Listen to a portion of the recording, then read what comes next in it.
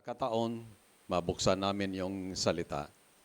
At aming hiniling sa iyo, Panginoon, na talagang ibigay niyo po, i-instill niyo po, ilagay niyo sa aming mga puso ang kabigatan. Dahil, Panginoon, kung ma-realize lang ng bawat isa ang kahalagahan ng kaluluwa, ay talagang kami ay magmamadali, uunahan na talagang hanapin yung mga nawawala, lalo na sa aming mga nawawalang mga mahal sa buhay. Ihanda niyo po kami sa pangalan ng Panginoong Yesus. Amen. Ngayon po, ating i-flash sa board, black, ating yung ating topic, how to pray for your unsaved loved ones. So, specific ito. Target natin, wala nang iba kung hindi nandoon sa ating pamamahay, sa loob ng ating sambahayan. Sandali lang po.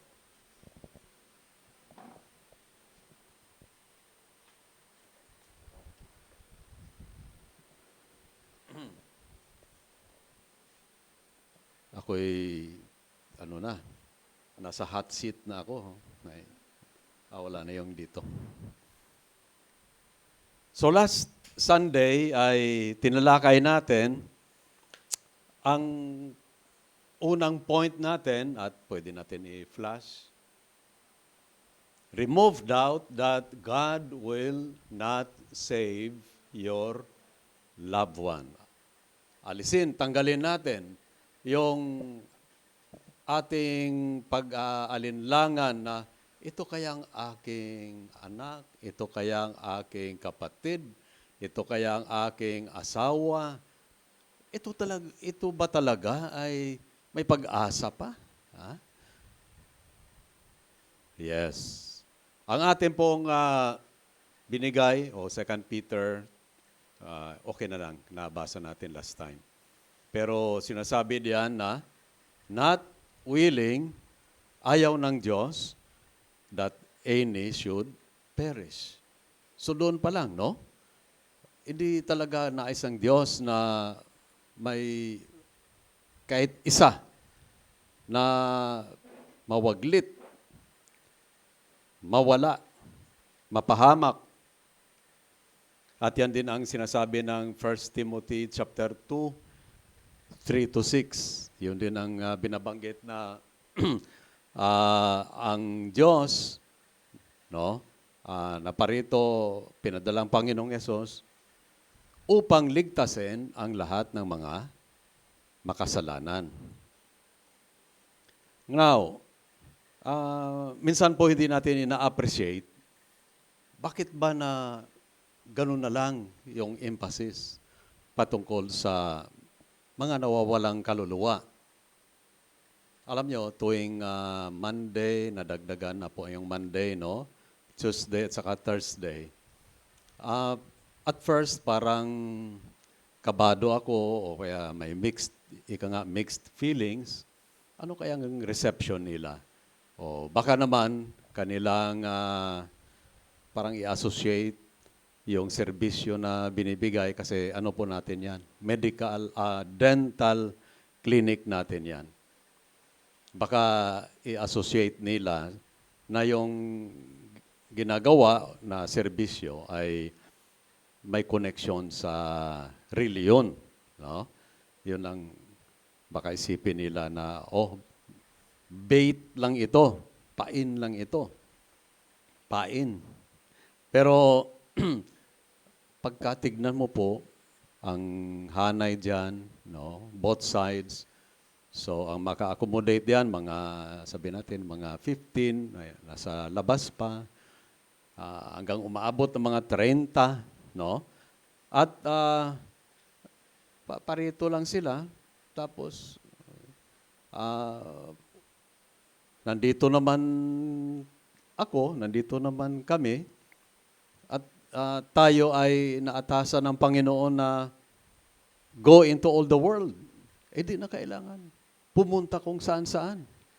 Sila ay pupunta na rito kung saan-saan nanggagaling mga yon. Paano ba nakontak yung mga yon? Sabi daw, Facebook. Nagdadagsaan dito, no? Kasi alam nyo po, hindi nyo lang po natanong, hindi nyo na nalaman. Kasi mga 3-4 months ago, nag-pray po tayo na magbukas pa kayo, Panginoon. Kasi parang kulang pa ang ating paglilingkod. Parang limitado, no? Ngayon, nung nagkaroon ng dental clinic, ay at first, ilan-ilan lang, pero sa katagalan, walang humpay, walang patid. No? Kung Tuesday, Thursday ng hapon, hindi pa makapos ang oras. Hindi pa ma-accommodate lahat. Kaya nagdagdag ng Lunes. Pero, pa rin, nag-overtime. Kasi marami talaga na gustong magpabunot ng ngipin. Siguro, may kagagawan talaga yung Colgate, toothpaste. Kasi, pag gumiti na bako-bako yung ngipin, hindi ka na pwedeng pipicturan ni Colgate. Di ba? Kaya gusto talagang maganda ang ngipin para maganda din ang smile. Yun. Pero, sa ganun lang po yun, no? Nagkaroon tayo ng pagkakataon na sila ay ma-reach natin ng gospel. Kaya hindi ko lang alam kung ano ang magiging tugon nila. Basta ginawa natin ating bahagi. Ang follow-up lang natin, pag Sunday, pero wala pa akong napansin na yung kusa na pupunta dito ng linggo. Pero nasa Panginoon na yon. Kung talagang sila ay kinausap ng Panginoon at sila talaga taos-puso na tumanggap sa Panginoon kasi binibigay ang pagkakataon na sila ay manalangin ng sinner's prayer. So, kung tunay talaga yan, ano lang yon? Yung sinasabi ko nga, manultol lang yon. Maghahanap lang yon. Kaya, hindi po masusurprise, isang linggo, attend kami. Bakit? Kasi narinig namin ang mensahe ng kaligtasan. Yun. So, yun po, napakaganda na pagkakataon. Pero sa likuran yan po, hindi ho natin maalis ang katotohanan na yung mga tao na yun na pupunta dito, ang bawat isa sa kanila ay mayroong walang hanggang kaluluwa. Yan yung mensahe ng kanta nila. Ano sabi ng Matthew 16:26? What does a man profit if he shall gain the whole world? Mapasa kanya ang buong sanlibutan, ngunit ano naman? Mapapahabak ang kanyang kaluluwa. Kung timbangin nyo ang bigat, ang halaga ng sanlibutan, sa halaga ng kaluluwa, sabi ng Panginoon, mas mabigat pa ang kaluluwa. Sa sanlibutan, nakala natin, napakalaki na yan na pag-aari. Pero hindi. Mahalaga naman siya. Hindi po. Yan po ay wala kumpara sa kaluluwa. Kaya ganun na lang po ang yung sabi ng 2 Peter, God is not mocked concerning His promise, as some men count slackness, but is long-suffering to usward, mapagpahinuhod siya. Ano? Not willing that any should perish. Bakit? Alam niya ang kahalagahan ng kaluluwa na pag namatay, ang taong yan na may kaluluwa, ang kaluluwa niya mananatili yan magpakailan paman. Eternal, no? Kaya nga po, pag-usapan natin ang kaluluwa, yung sinasabi, give me a passion for souls, dear Lord, talaga pong dapat na lang, kailangan talaga magkaroon ng kabigatan para sa mga nawawalang kaluluwa. Dahil walang katumbas ang value, ang kahalagahan ng kaluluwa. So tumungo tayo po, kasi otherwise, maalanganin naman tayo. 2 points lang ito. Pangalawa, let God's power work in you, then through you. Yun yung ating pinuntuhan na bago tayo ay manalangin o mag-reach out pala, no? Ating ibahagi ang kaligtasan sa kanila, kailangan muna ng panalangin. Itanim muna ang binhi ng panalangin sa kanila. Dahil po, ito ang parang sabihin natin, ito yung programa o sistema ng Diyos, no? Kung ganun na lang ating kabigatan para sa ating mga mahal sa buhay, siyempre po, mag-cooperate ang Panginoon at Kanyang sasagutin ang ating panalangin sa pamamagitan ng pagpahintulot ang banal na Espiritu ay gumawa sa Kanyang puso. Bigyan ko kayo ng isang halimbawa sa aking pakikinig ng mga messages tungkol dito. Isang evangelistic campaign na hinold ni evangelist Shuttlesworth. Sabi niya, mga months before yung evangelistic campaign,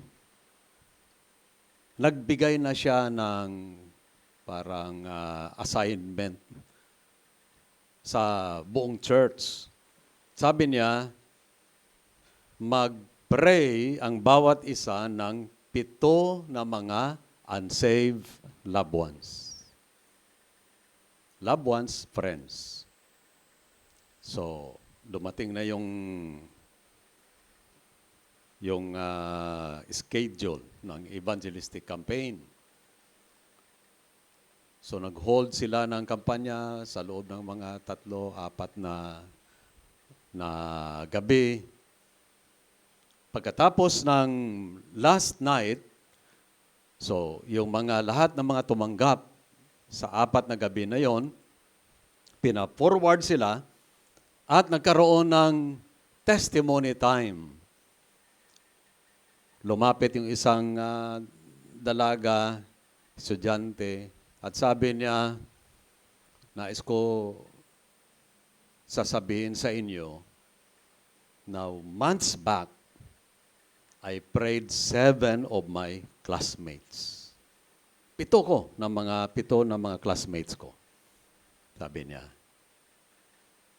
1, 2, alam niya kung sino yung number 1, alam niya kung sino number 2, 3, 4, 5, 6, 7. Alam niyo, sa panahon na yon, siyempre inanyayahan niya itong 7. Pinag-pray, tapos inanyayahan. Sabi niya, sa panahon ng kampanya na yon, yung una, lumapit sa Panginoon, yung number 1. Tapos, pagpapatuloy pa ng kampanya, ang number 2 na naman ang lumapit sa Panginoon. Sunod yung number 3 Sunod yung number 4, 5, 6, at bandang huli, yung 7. Sabi niya, naligtas isa-isa itong 7 according sa kaniyang numbering. Yung pinakahuli, yung number 7. Kaya nga, kung mayroon tayong kabigatan na talagang maligtas, lalo ng ating mga loved ones, mga relatives, friends natin, ang banal na espiritu ay gagawa sa kanila. Ngayon, pag tayo naman ay ay, sandali lang, Bolano pala yan. Sabi ng mga Bolano, mo, ibig sabihin, wala akong diyan, ha? Oo. Wala ako pakialam diyan. Oo. So wala kang pakialam, wala kang kabigatan sa mahal mo sa buhay. Bakit naman mag-bother ang Panginoon na ligtasin yun na ayaw mo naman? Hindi po ba? Pero, sa sandaling magkaroon, lalo na mamaya, sa last na point natin, mayroon talagang tinatawag na persevering prayer. Kaya nga po, yung kakulangan natin ng prayer na ito, tayo po ay nag-isip, magkaroon tayo ng pag Wednesday, by the way, kung hindi nyo po alam ito, sa Wednesday, bukod sa regular time natin na 5 to 7, nagdagdag tayo ng 2 pang oras, 7 to 9. Yun po ang tinatawag, extended prayer. Pero, hindi lang po yun. Sabado ng madaling araw, 5 to 7. Yun. Intercessory prayer po lahat. Yun. Kayo na mga kapatiran dito, pag umabot na sa inyo yung lista at tuka, no? So, pinagpipray. Pero, kailangan talaga na ang pinagpipray ay yung mga loved ones na wala sa Panginoon. Di ba?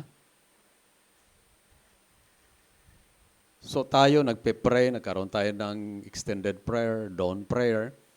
Tapos, kayo hindi nagpe-pray sa inyong mga mahal sa buhay, sabihin ng Panginoon, siya nga, o tatay ito, o nanay, o kapatid, o asawa, ito, wala naman.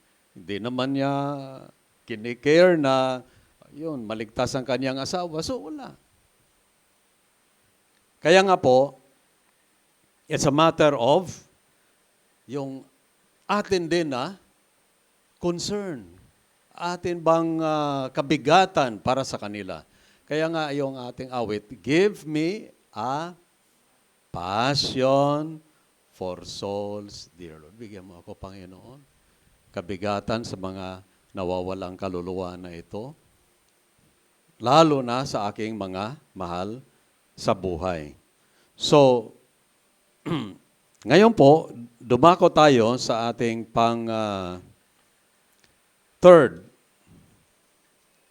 Third point natin po. Okay.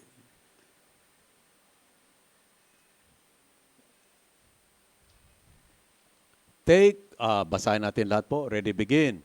Take authority over spiritual blindness. Now, dito po ay basahin natin, buksan natin po sa 2 Corinthians chapter 4. 2 Corinthians chapter 4. Ito, tayo papasok po sa ibang,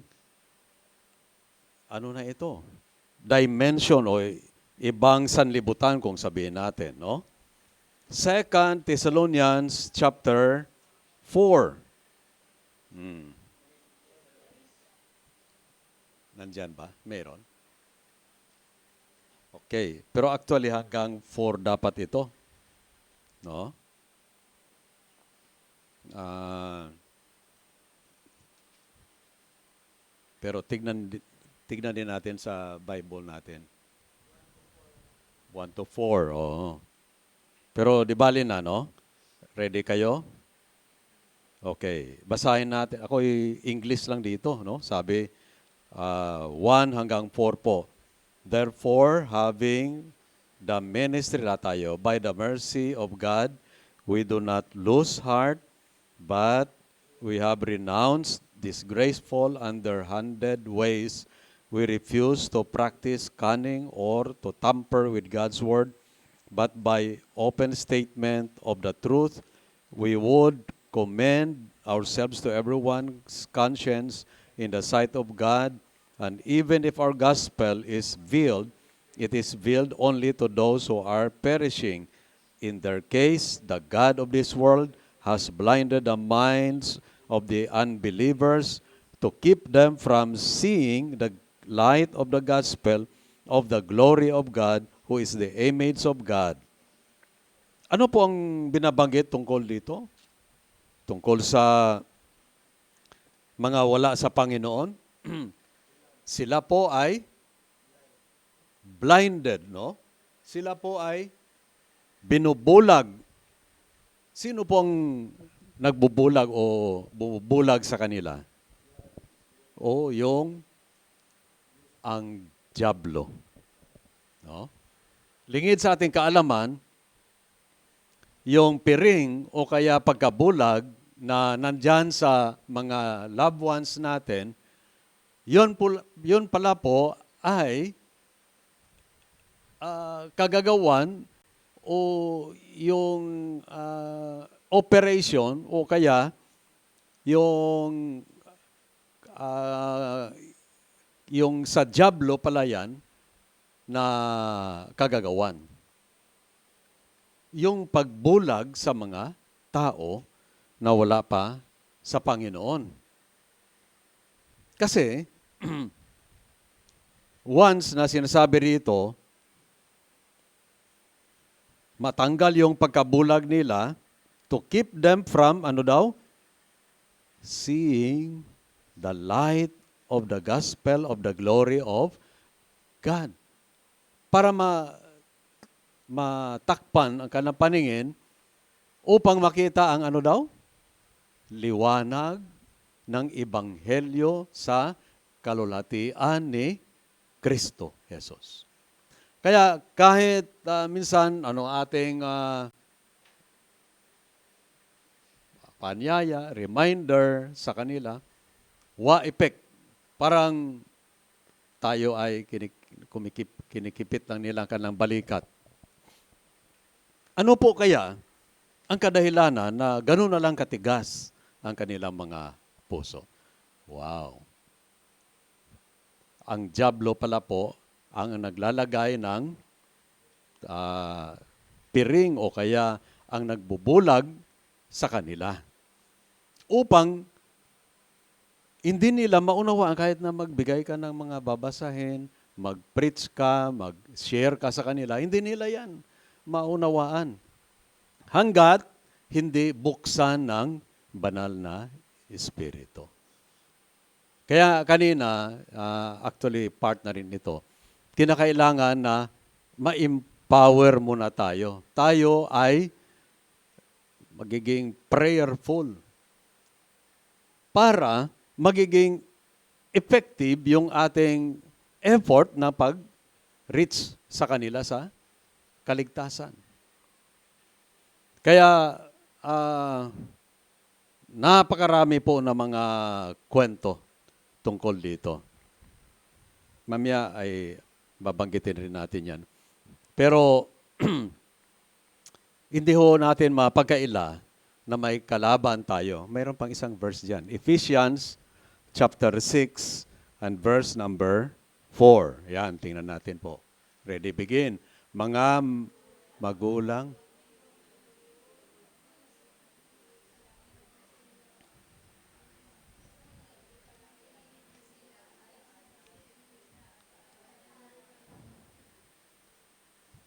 oy, I'm sorry. Mukhang nabigay ko mali na reference sa kay Katkat. Mayroon pa yon po, no, sa bandang baba niya. Mayroon pa, baka ano po yan, 14. Ay, sandali, ha? Ating examine po. Chapter 6. Okay. Okay.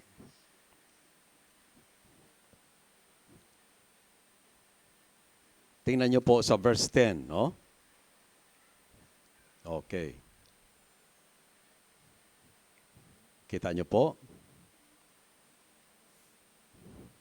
Okay, sabi rito, basahin ko lang muna po, no? Sundan niyo sa Tagalog. Finally, be strong in the Lord and in the strength of His might.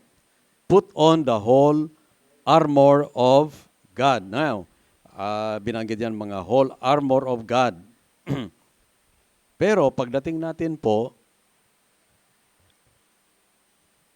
dito po sa verse 14, stand therefore having fastened on the helmet of truth and having put on the breastplate of righteousness, and as shoes for your feet, having put on the readiness given by the gospel of peace. Okay. And then po, bandang baba na po, sabi rito, praying, sa 18 po, at all times in the Spirit with all prayer and supplication. To that end, keep alert with all perseverance, making supplication for all the saints. Now, mapansin nyo na ang ating kalaban ay hindi natin siya kakayanin kung wala po sa atin the whole armor of God. Para tayo po ay magwagi. Kaya kinakailangan na we have to take authority over the devil at ang kanyang mga kasama. Sapagkat tayo po ay may spiritual na mga kalaban. At atin lang po silang matatalo sa pamamagitan po ng spiritual din na paraan. Ngayon po, may binabanggit pa rin dito. Okay, sa bandang huli din po, no?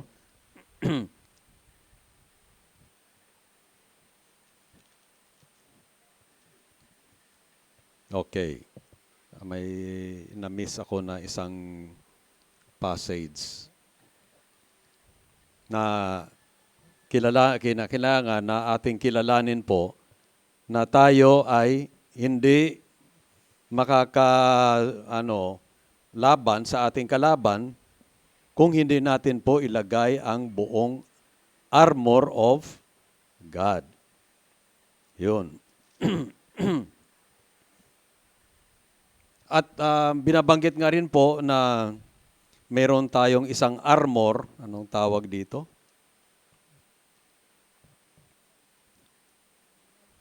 The sword of the Spirit, which is the Word of God. Sa ating pong armas. Ang kalaban natin ay siya ay tuso, siya ay matalino, makapangyarihan talaga siya. Pero, pag atin pong gagamitan siya ng spiritual na armas o weapon, magwawagi tayo. Kaya nga, nababanggit diyan, the whole armor of God, at ang pinakahuli na binabanggit, take the sword of the Spirit, which is the Word of God. So kung mahina tayo sa Bible, mahina tayo sa Word of God, mahina din tayo sa tinatawag na offensive warfare. Kasi po, Dalawa lang po ang binabanggit dito. Defensive, yung ibang ah, mga gamit diyan tulad po ng helmet. 'Di ba helmet para hindi matamaan ng ulo, no? Breastplate, yung breastplate para hindi matamaan ang puso, no? Ang kaisa-isa lang po na offensive weapon, yung pwede tayong lumaban ay ang espada.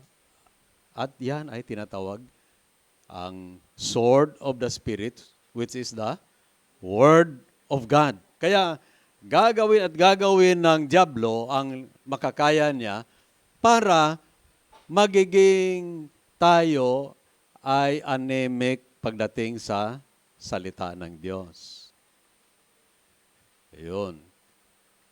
Nung ako'y nasa Bible school,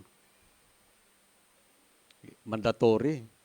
Kailangan, lalo na sa soul winning, kinakailangan memoryado mo yung mga verses.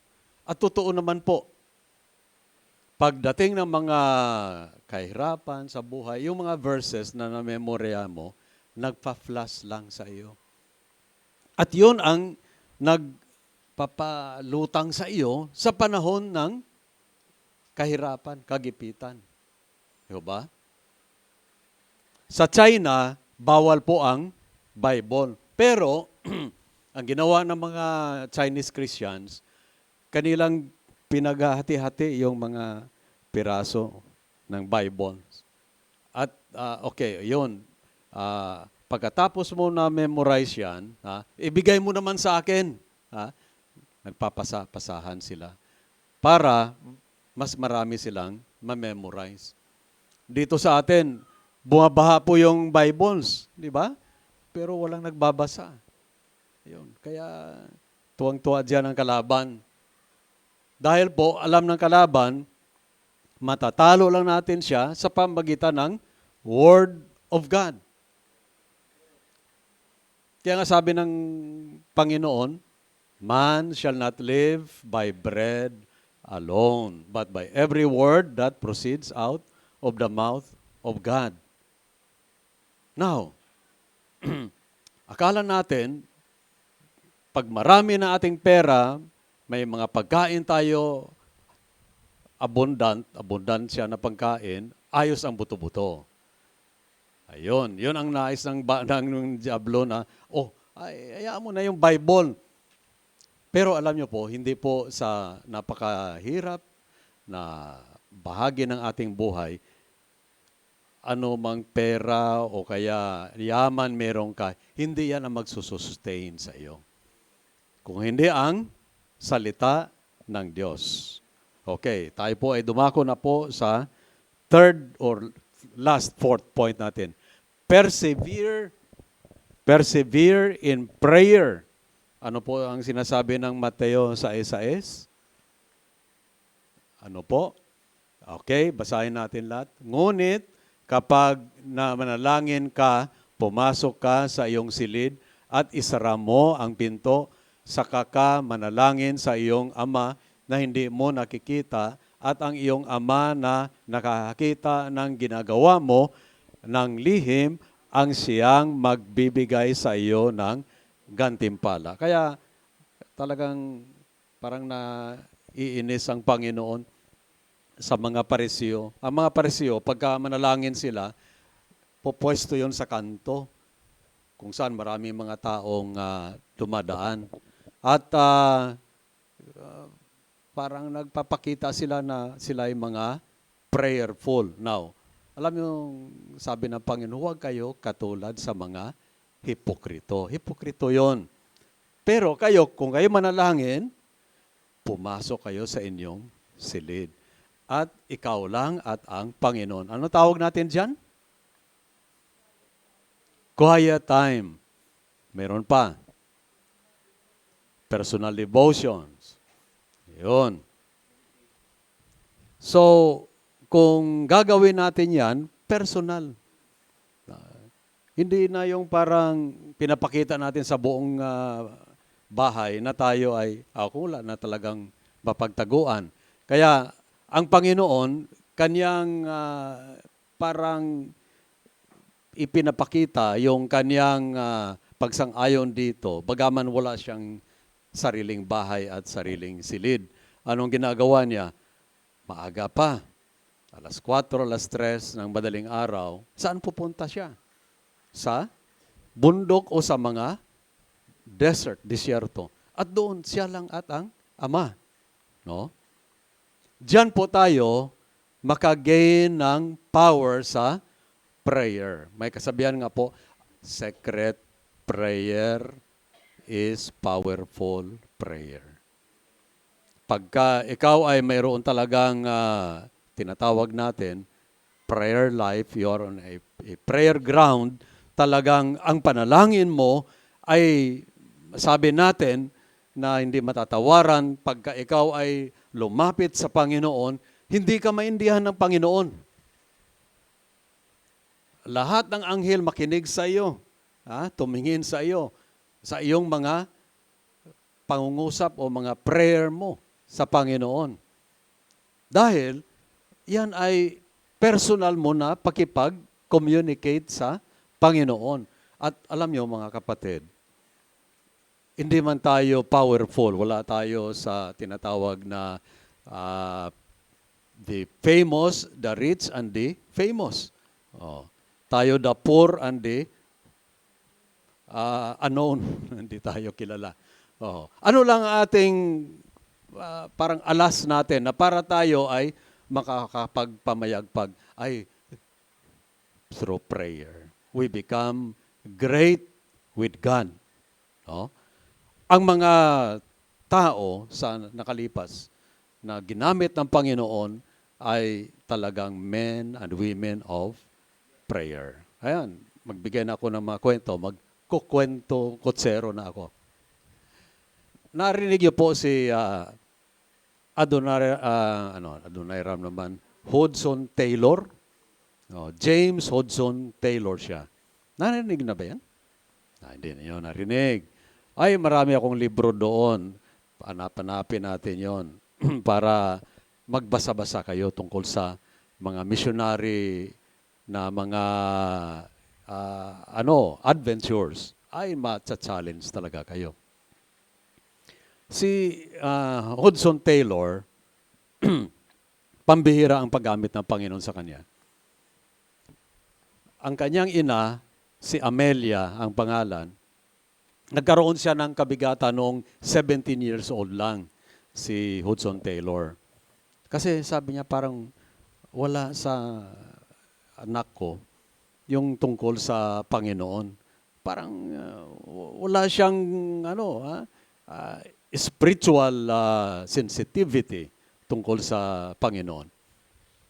So, sabi ni Amelia, yung mother nito ni Hudson Taylor, siya po ay bumiyahe, pumunta sa isang lugar for many days, night and day.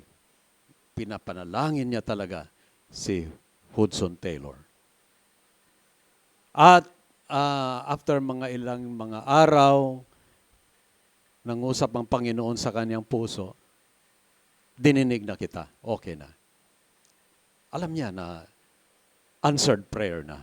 No? Umuwi siya. Pagdating niya sa bahay, pagkatok niya, pagbukas ng pinto, hulaan niyo sino ang nakita niya. Si Hudson Taylor. At si Hudson Taylor, sabi niya, Ma'am, I have a surprise for you.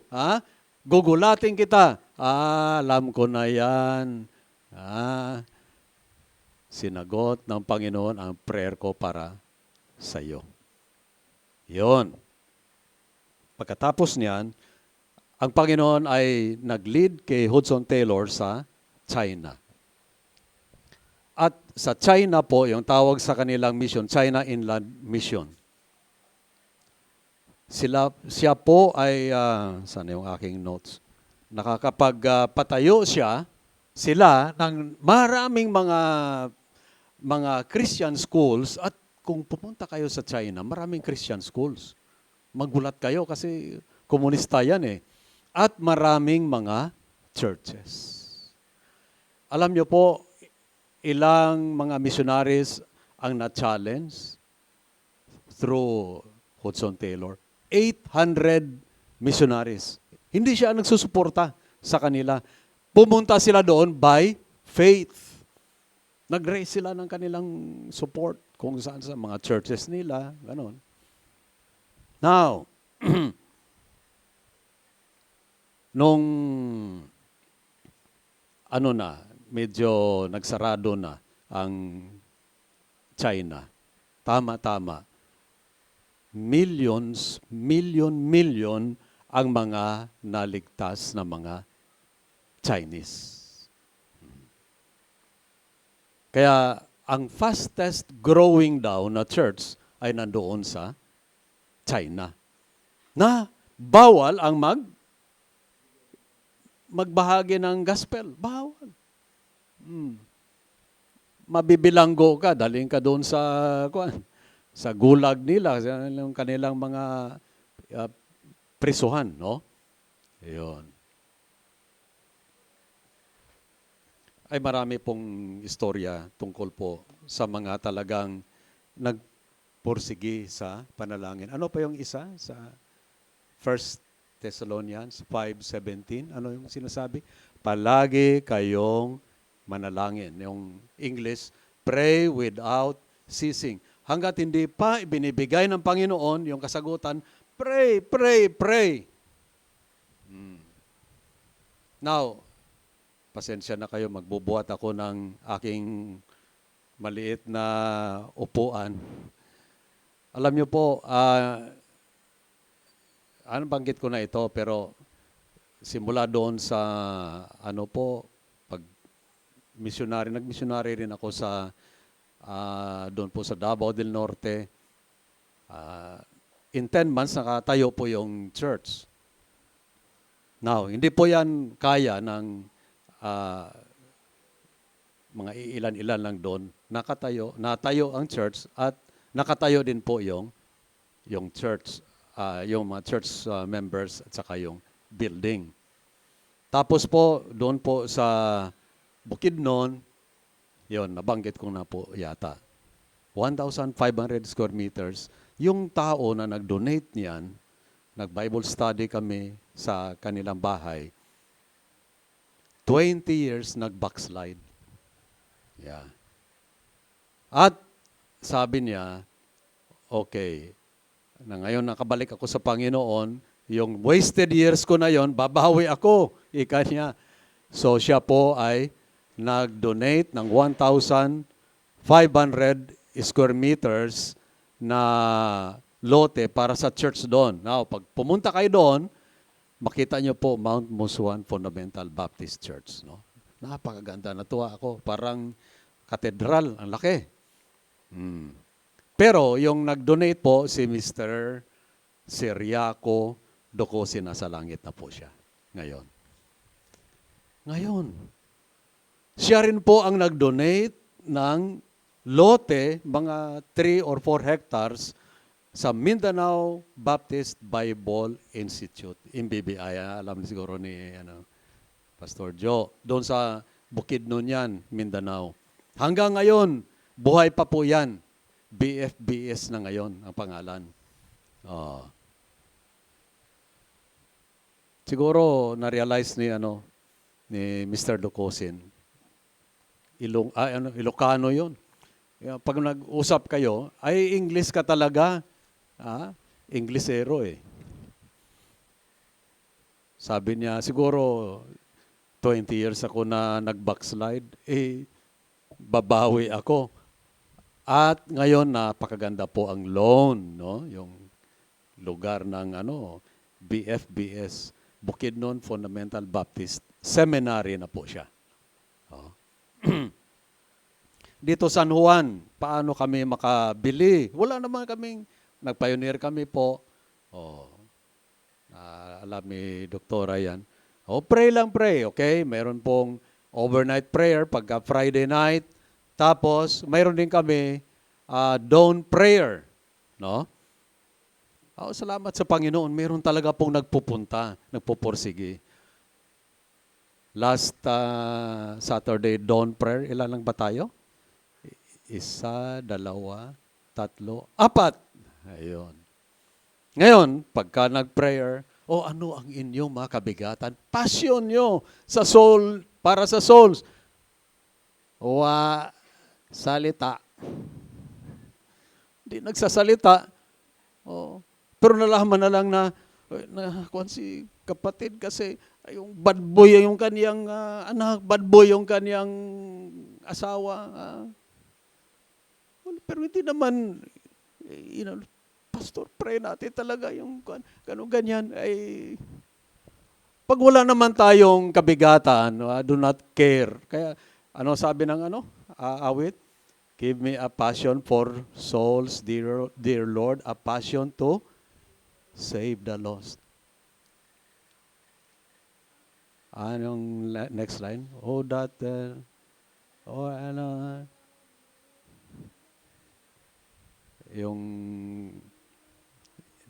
Yung may banggit doon na yung hindi ma-count yung nila, cost ng kanilang souls, halaga.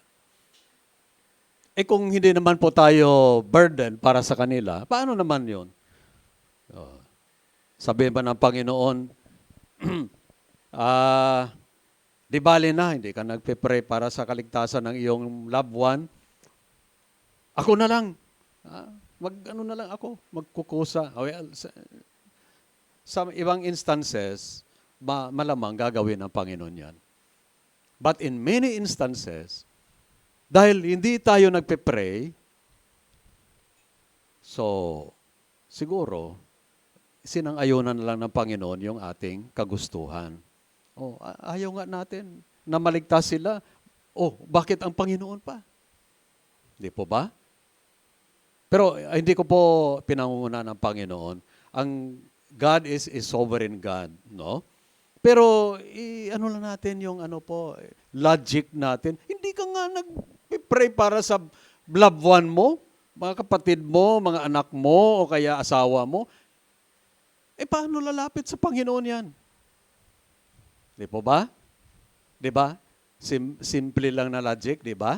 Hindi na kailangan na mag-doctorate ka para maunawaan natin ito.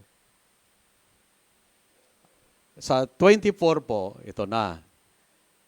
Meron tayong, magmi-meeting tayo nito. Sa 24, meron tayong 15th anniversary natin.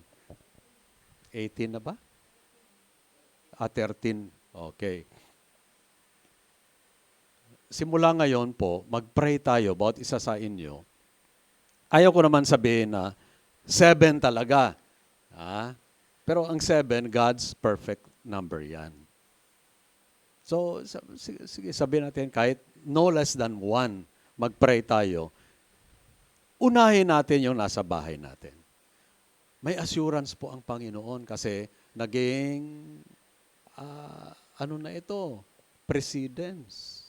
Sa Acts 16:31, believe in the Lord Jesus Christ and thou wilt be saved. You and your house. A household, hindi house, yung building, hindi.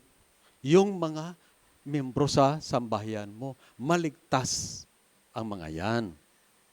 Nandiyan na kasi sa mga Lutheran, sabi nila, ganito daw yung programa ng Diyos. Kung sino gusto niya na pamilya na ligtasin, yung mauna diyan, yan ang magiging tulay o magiging susi para sa kaligtasan ng lahat-lahat. Pero pagsasama-samahin natin po ang mga prinsipyo, yung nauna na naligtas, dapat magkaroon siya ng kabigatan, passion. Lord, ako lang ba? Lahat ng aking membro ng pamilya ko magpunta ng impyerno? Ay, hindi naman. No? Ano nga sabi ng 2 Peter 3, 6 ba yun? 9? Not willing that any should perish, but that all should come to, repentance. Now, alam niyo ang repentance, yun na po ang bahagi natin. Once na tayo ay ng Word of God, ang Word of God ay nagko-convict. Kasi ang Word of God is alive and powerful, sharper than any two-edged sword. Pag ikaw makasalanan, magrepent ka, balik ka sa Panginoon, o magrepent ka, lumapit ka sa Panginoon, doon manggagaling ang conviction sa ating sinabi po. Kaya, sa 24th, mag-pray tayo. Unahin nyo yung nasa inyong sambahayan, okay?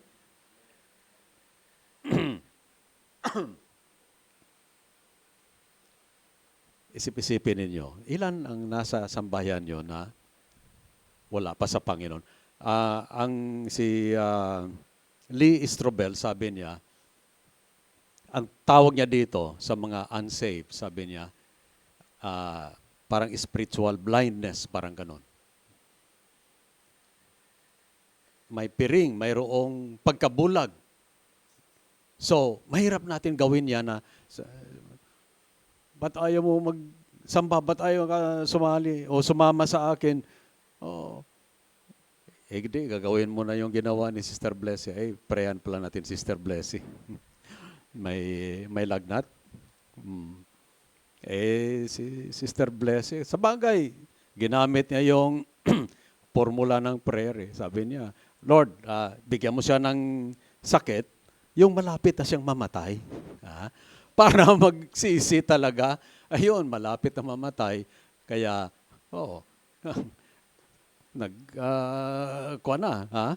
talagang seryoso na siya, lumapit sa Panginoon. Yun. Sumasama sa kanya rito. So kung tayo po, magkaroon ng atin lang covenant sa Panginoon, Lord, gamitin niyo ako para sa aking mga loved ones. Friends din. No? So hindi na ako magtuka sa inyo, pero wag zero. Kailangan at least one. So kung may dalawang unsaved sa inyong pamamahay, pray nyo yung dalawa. Atin dalhin dito sa 24th. Amen? Tayo ay magsitayo po. Well, ang aking bahagi po ay para hamunin tayo. Pero ang paggawa, no? Yung aksyon sa atin po yan. Labuan nyo yan eh. Mahal sa buhay nyo yan. Pag napunta sila sa impyerno, may isang parang napakahirap panuorin o basahin. Sabi niya, meron daw mga napupunta sa impyerno, miyembro ng simbahan. Yan. Karoon ako tuloy ng duda. Sinsya na. Pero sino kaya? Now, sa rapture ganun din.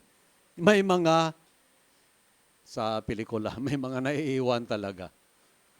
So, siguraduhin na natin yung ating personal na relationship sa Panginoon. So, sa sandaling ito po, manalangin tayo, Lord, ipaintulot niyo po na talagang tumugon kami sa hamon na ito. Habang nakayuko tayo, nais ko lang po na hamunin tayo. Simula ngayon, mag-pray pa lang, no? Hanggang sa 24th, na tayo ay mag-pray na makadala tayo ng mga loved ones natin una sa lahat, and then ating mga kaibigan, relatives, no? Habang nakayuko tayo, yung inyong kamay, inyong itaas, yes, Pastor. Diba? Biyaya ng Panginoon, ako ay mag-pray. At bago mag-24th, ay anyayahan ko sila. At sila sana maligtas sa 24th. Kung nais nyo tanggapin ang hamon na yan, taas lang po inyong kamay. Ito pong commitment, it is between you and the Lord. Meron dito, mag-commit na ako, Pastor, ay mag-pray para sa mga loved ones ko. Ay, walang mag-pray. Ay, di impyerno talaga sila. Meron ba dito? Amen. Praise God. At last, ako ay nakakapag-communicate na. Meron pa rito? Ayun ang inyong prayer na mga kaibigan, loved ones, o hindi man loved ones. Sino pa po? Okay. Well, yung pagpataas ng kamay ay ano lang po yan. Parang incidental lang po yan. Ang totoo talaga dyan, isagawa natin. Opo, Lord, tulungan niyo po by your grace in Jesus' name. Ayan. Sa ngayon po ay dumako tayo.